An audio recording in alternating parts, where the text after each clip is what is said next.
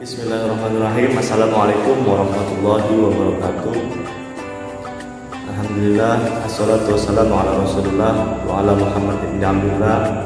Amma ba'du. Pertama-tama marilah kita panjatkan puji dan puji syukur kehadirat Allah Subhanahu wa taala yang masih memberi kita nikmat kesempatan dan kesehatan sehingga kita masih bisa bertemu dalam pertemuan kali ini. Yang kedua kali marilah kita aturkan salawat serta salam kepada junjungan Nabi besar Muhammad Shallallahu Alaihi Wasallam yang suri tauladan sejati bagi umat Islam hingga hari ini.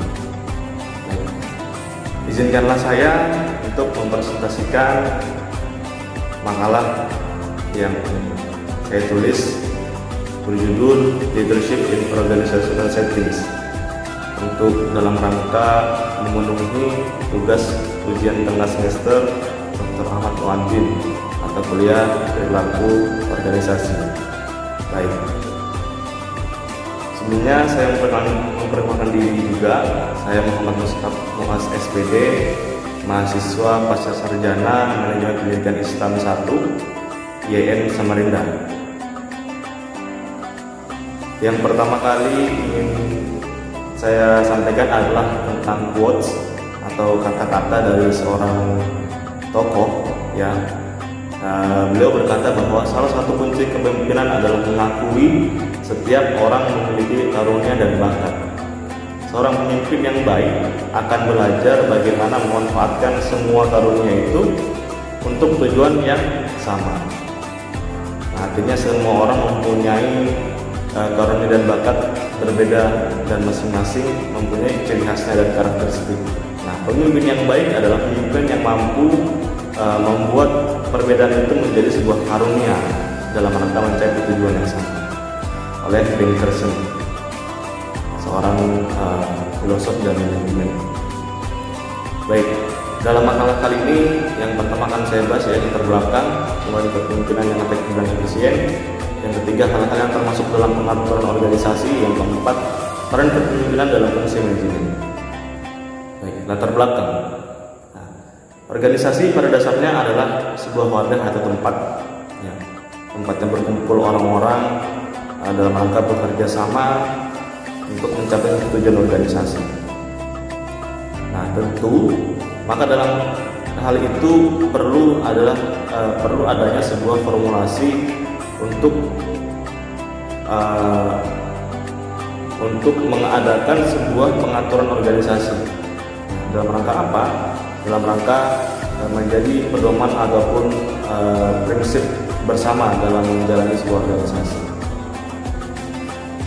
Kemudian yang kedua, yang menjadi pertanyaan adalah sebelum kita mengatur sebuah organisasi, kita sebagai seorang pemimpin harus mengetahui bagaimana kira-kira kepemimpinan yang efektif dan efisien.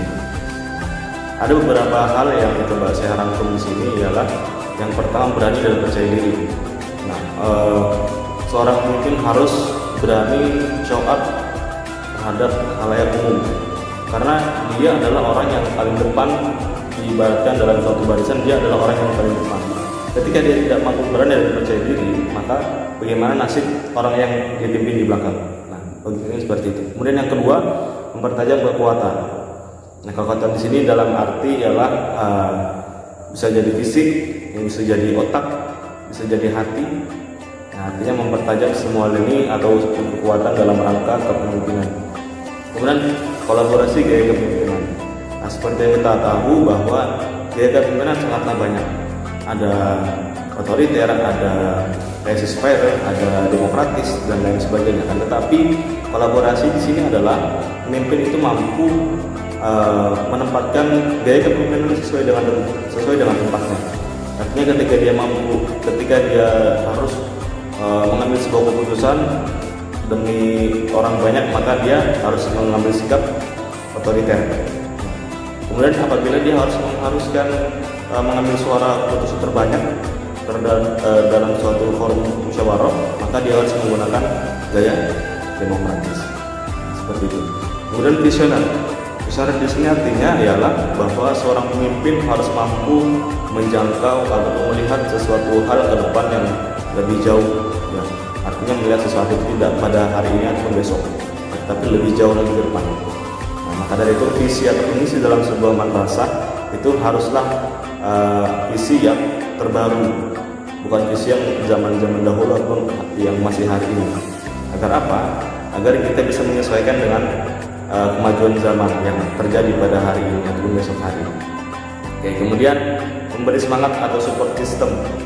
Nah, artinya di sini adalah seorang pemimpin juga selain dia posisinya di depan daripada para pegawai yang dipimpin, dia juga harus bisa memberi support system. Artinya apa? Support system di sini adalah suatu kunci dari keharmonisan dalam suatu hubungan organisasi. Apabila tidak ada support system, maka kekhawatiran yang terjadi sekat-sekat ataupun terjadi jarak antara pemimpin dengan pegawai. Jarak boleh, tapi masih dalam batasan yang wajar.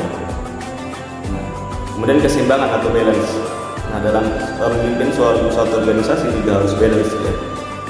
Harus bisa menempatkan sesuatu dengan tepatnya. Harus seimbang juga. Nah, artinya balance kan seimbang. Oke. Kemudian masuk ke dalam hal-hal pokok ya. Hal-hal yang termasuk dalam pengaturan organisasi.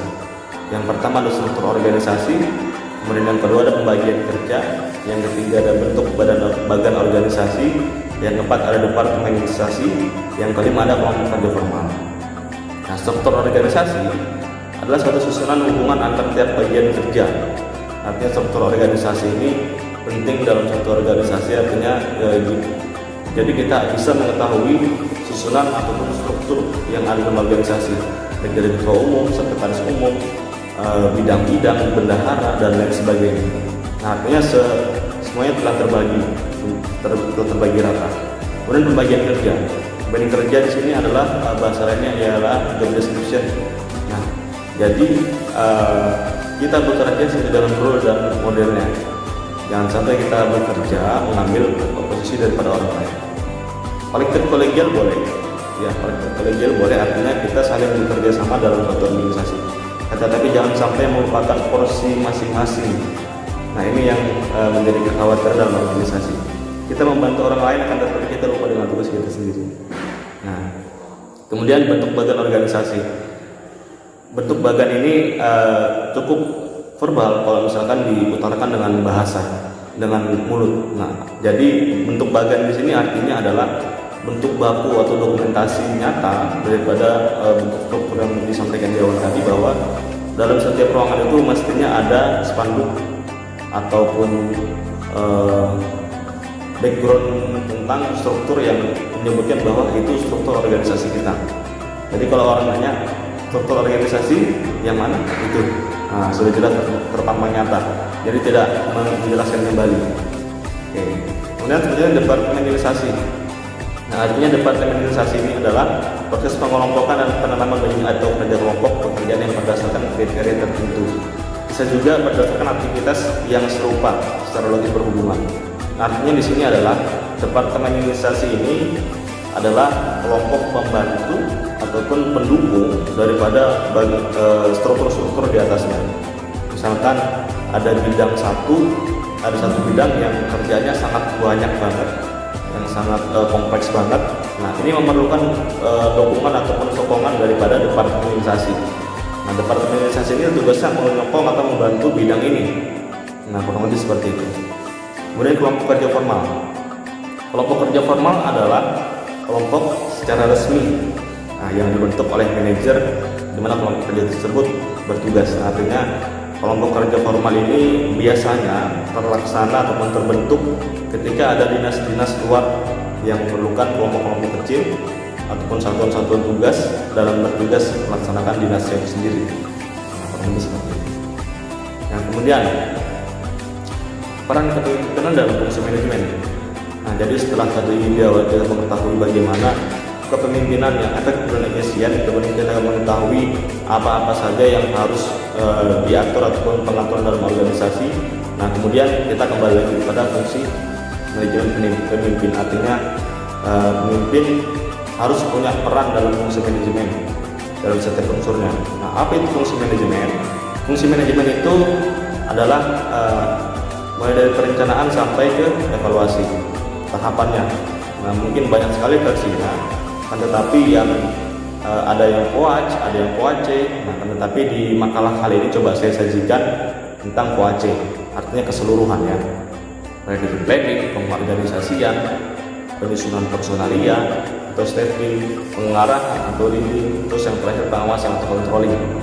Nah, perencanaan ini adalah memikirkan rencana jangka pendek, jangka menengah ataupun jangka panjang. Nah, kemudian pengorganisasian. Nah, tindak lanjut dari perencanaan adalah kita mengkoordinasikan. Nah, kita menyusun kembali, kita membukukan kembali apa saja rencana-rencana yang telah kita susun. Nah, kemudian dari pengorganisasian ini kita telah mendapatkan suatu gambaran kecil ya tentang rencana kita mau kemana, bagaimana caranya. Nah, kemudian penyusunan personalia. Tentu dalam pengorganisasian kita harus punya SDM atau sumber daya manusia. Dalam bahasa fungsi kepemimpinan ini, fungsi manajemen ini adalah staffing atau staff pegawai ya, rekrutmen. Nah, kita juga perlu tenaga dalam melaksanakan planning itu sendiri. Nah, setelah kita susun dari pengorganisasian, kita bakal tahu orang mana aja yang kita perlukan, orang mana aja yang kita butuhkan. Nah, jadi tips dalam sebuah organisasi, jangan kita cari apa yang kita mau, kan kita mencari apa yang kita butuhkan. Itu prinsip dalam sebuah organisasi. Kemudian yang selanjutnya adalah pengarahan atau leading. Nah, setelah adanya perencanaan, setelah adanya pengorganisasian, setelah adanya penyusunan personalia atau staffing, maka yang selanjutnya adalah leading. Leading di sini artinya adalah seorang manajer ataupun seorang pemimpin memberikan arahan kepada staf yang baru saja terbentuk. Nah, misalkan memberikan gambaran daripada job description, misalkan kamu nanti kerjanya seperti ini, kamu nanti buat surat, terus diantar ke pos ini, kemudian disposisi ke sini, kurang lebih seperti itu. Artinya pengarahan agar apa yang dikerjakan itu tidak kosongan. Jadi dia mengetahui topoksi yang dia kerjakan, tugas pokok dan fungsi yang dia kerjakan. Kemudian yang terakhir pengawasan atau controlling. Nah, jadi setelah tahapan semuanya tercapai, terpenuhi, maka yang harus terlaksana paling terakhir ya pengawasan atau controlling. Nah, jadi dari sini akan ada dua kesimpulan yang didapatkan. Apakah sampai di hari ini semua fungsi manajemen berjalan baik, atau yang kedua semua fungsi manajemen berjalan tidak baik. Nah, kemudian ada dua juga yang harus dihadirkan. Ketika tidak baik, bagaimana solusinya? Nah, ketika sudah baik, apa yang perlu dikerjakan selanjutnya atau proyeksi selanjutnya? Oke, perlu seperti itu. Ya baik, mungkin itu ya yang dapat saya sampaikan dalam makalah kali ini. Harapannya dapat diterima dengan baik apa yang saya sampaikan. Dan saya mohon maaf jika terdapat kesalahan dan kekurangan dalam presentasi kali ini.